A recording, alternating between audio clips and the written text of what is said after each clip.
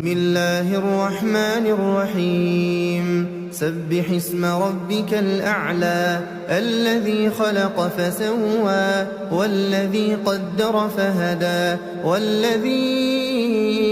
أخرج المرعى فجعله غثاء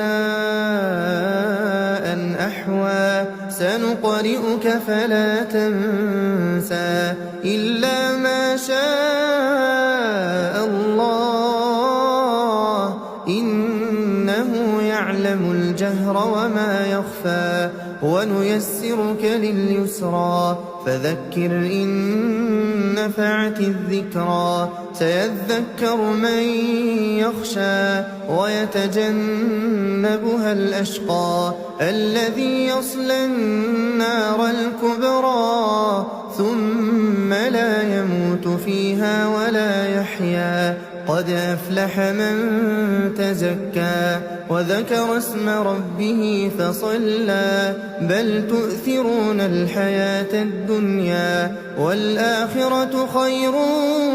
وأبقى إن هذا لفي الصحف الأولى صحف إبراهيم وموسى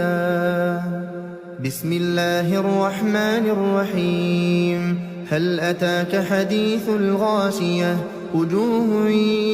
يومئذ خاشعة عاملة ناصبة تصلى نارا حامية تسقى من عين آنية ليس لهم طعام إلا من